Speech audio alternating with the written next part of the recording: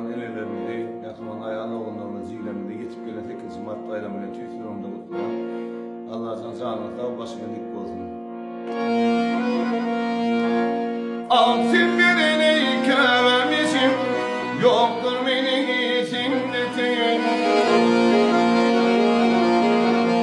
Altın birini kövermişim, yoktur beni içimdetin.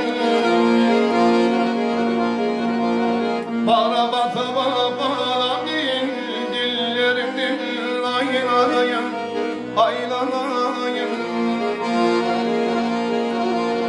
Bana batı bana değil, sözlerimden aylanayım, aylanayım. Ulan bizi şımır çekin, uğlamalardan aşıdan. Dolu günüm döşe bakın, güllerimden aylanayım, aylanayım. Dolu günüme döşe bakın, güllerimden aylanayım, aylanayım.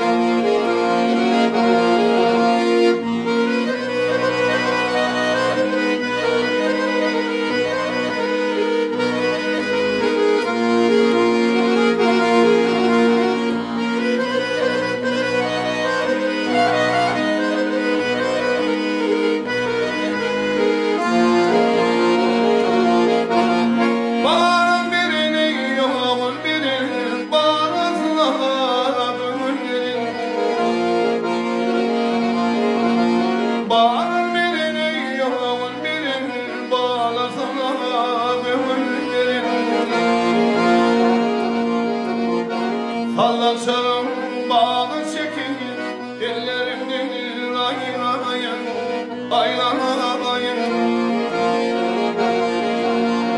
Sallasam bağlı çekin, kollarımdan aylanayım, aylanayım. Aylanayım, aylanayım, dillerimden aylanayım. Aylanayım, aylanayım, ellerimden aylanayım. Gecelerine başım kibar, ellerimden